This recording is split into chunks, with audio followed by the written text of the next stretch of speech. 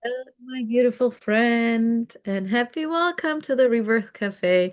I know it's been a while, and the Rebirth Cafe was closed for a few weeks, but now it's back again, and I'm so happy that you made it today, that you're here, that you're watching, and I would say just take a step back, get yourself something to drink, coffee, tea, whatever, water, and let's just start. I hope you're doing great. I hope you're doing good. And I hope that life is treating you also really good. There was a lot going on here, so I didn't have the time and the space actually to record a video. And today I was like, okay, I think it's time. I took some time off to reflect on things, to really think through what I want. What do I want for my business? What do I want for my work? What is it that I want to leave behind? Um, what do I want people to know about me? And I think most of you, you know me. I'm Babylonia, 40 years old, mother of four, um, two boys, one girl, and one baby girl in heaven. Um, and I know that many of you did ask about the pregnancy of the twins and the loss of our daughter. And I think I will record next week the whole situation or the whole story. But today, I actually want to emphasize once again how important you are, how special you are, and how incredible. And I also want to tell you what I've been through the last couple of weeks. I felt that my business isn't serving me anymore. I felt that what I want to do is still the same. I want to help women to heal. I want them to reach their full potential. I want them to fulfill their dreams. I want them to live the life they want. I want you to live the life that you always dreamed of. I want you to be easy on yourself. I want you to lean back into your softness. I want you to become the more feminine version of you, to receive without guilt, without shame, without doubt. I want you to receive with love and self-worth. And if you've been around for a few years, you know already that my focus group was Assyrian women many years ago, 3 or 4 years ago. And I loved doing that. I loved working with Assyrian women because, first of all, I'm Assyrian too. And I always said, I can't be the only one experiencing what I've been experiencing, let alone what I've been through. And I'm sure you've been through a lot as well. But this whole living in a diaspora, having an identity crisis because there's the influence of our culture, of our roots and where we're coming from, as well as the country we're living in, whether it's Germany, Sweden, the US, Canada, Australia, or wherever you are right now.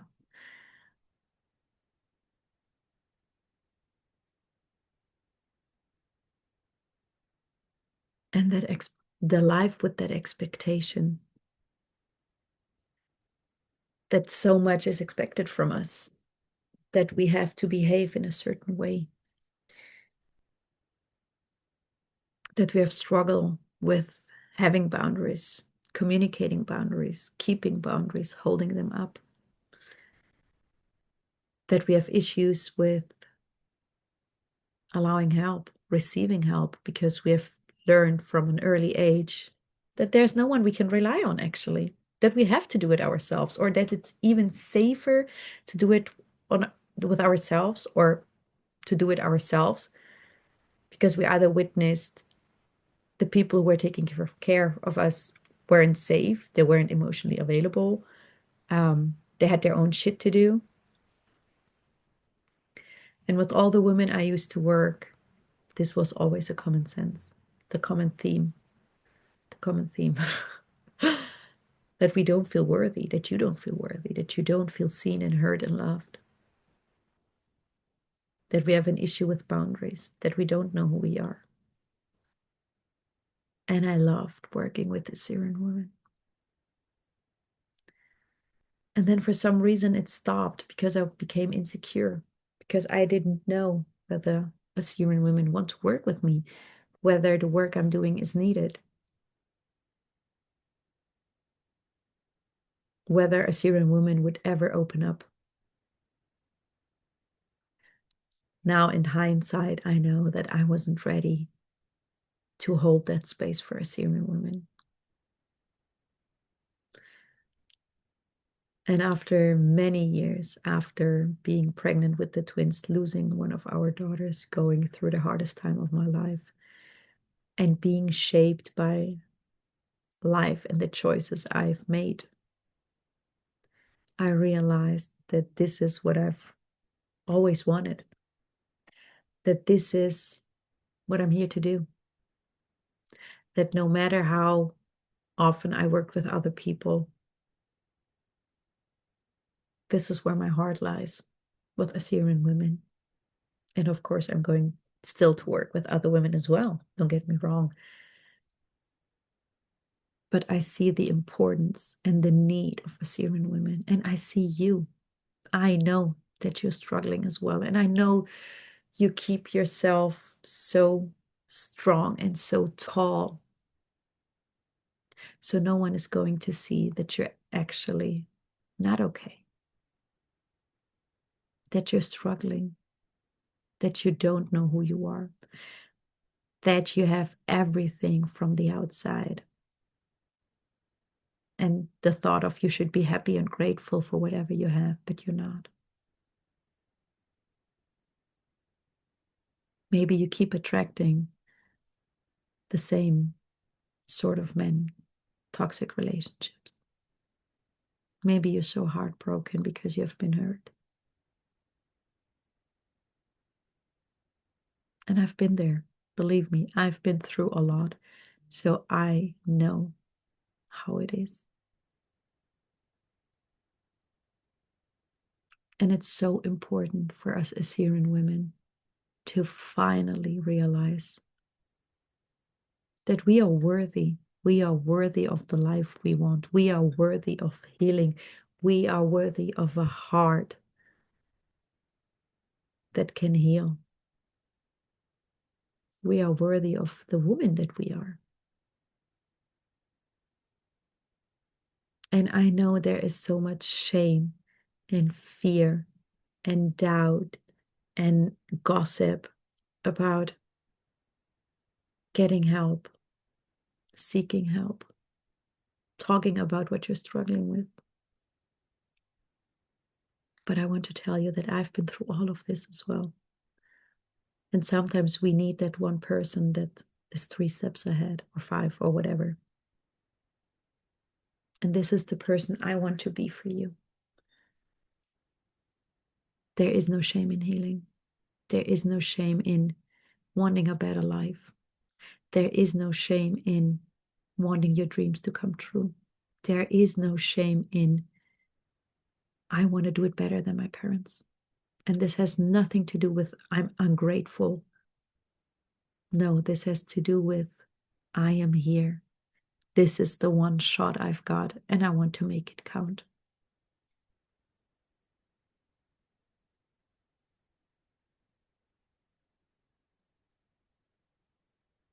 I want you to realize how special you are. And I have a mentor as well since last month. And she kept telling me that the thing that she hears is that this is what I want to do for our community, for our women. That I should start to work with Assyrian women again. Because I can help hold that space for you. And that this is needed. We carry so much pain and trauma and suffering within us. Just look back at our history. 110 years ago, there was the genocide. Our great grandmothers were around. I'm sorry. Sometimes it's the daycare of the little one, so I keep checking my phone. I'm sorry. um, what your great grandmother witnessed is worse than anyone can ever imagine. What she saw, what she had to endure. Same goes for your grandmother. We are part of these women. We are part of these women who went through the most horrific thing.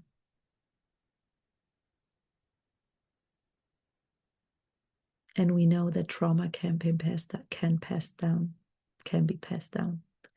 which means whatever your great grandmother and your grandmother experienced back then is part of your DNA. So if you're struggling with things and situations that aren't yours, then this is the pain that you have been passed down, the pain that has been passed down to you. It's what you're experiencing right now. What our women went through. There are no words that can describe what they saw and what they experienced.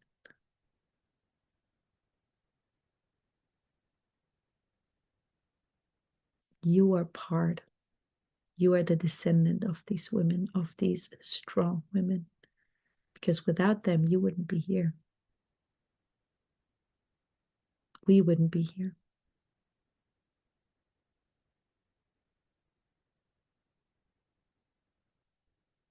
And I think it's your responsibility to heal. So you can heal your mother and great grandmother and great grandmother as well. And I wouldn't say it's an obligation to do so. But I think you know that this is something you need to do for yourself and for all the women that come after you. How about it's time that we Assyrian women step up? Step up for our mothers, for our grandmothers, for our great grandmothers, for our community, for our women, for our daughters, for our cousins, for our nieces, for our aunts. To take back our power. To do things differently. And once again, this has nothing to do with whatever our parents or family or caregivers did or didn't do. This is about me and you. What we can change in this world, what we can change for ourselves. And I think it's so important that Assyrian women finally step up and heal all the shit they're experiencing right now. And to create a life they don't need to escape from. They love living, whether that's here or wherever you want to be. A life that is for you, according to your dreams and wishes and desires. I see the importance for Assyrian women. We have been suffering for so long.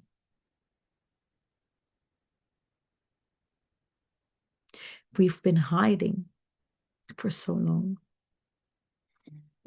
We've learned to keep our heads down so the world won't see us. And sometimes that's the feeling that we have, that we are invisible. But how can the world see you if you don't see yourself? How can the world benefit from you and your gifts if you don't know who you are?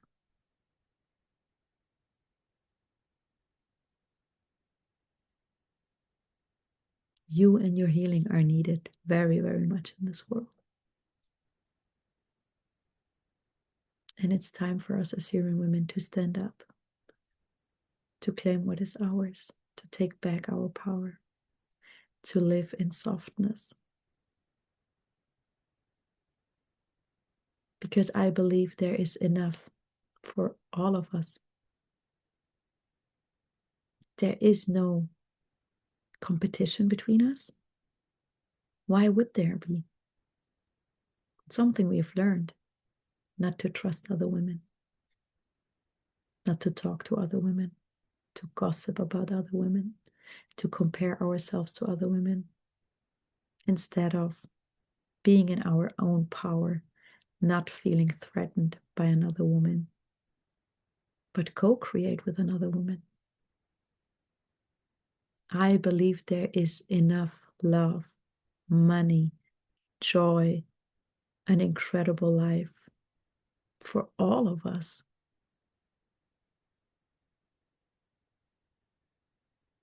So let's start claiming it. And I can't wait for you to step up. I can't wait for you to see yourself for who you are.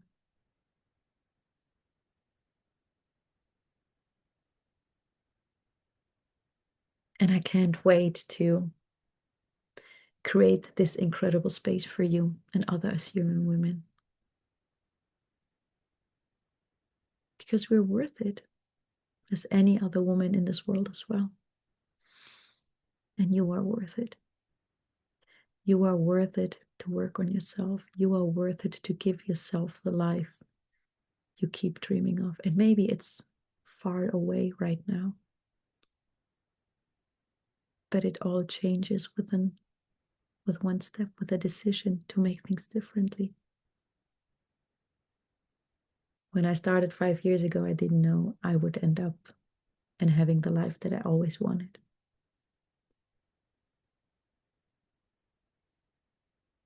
Let's create something beautiful together, my love. Don't forget who you are. You're here for a reason.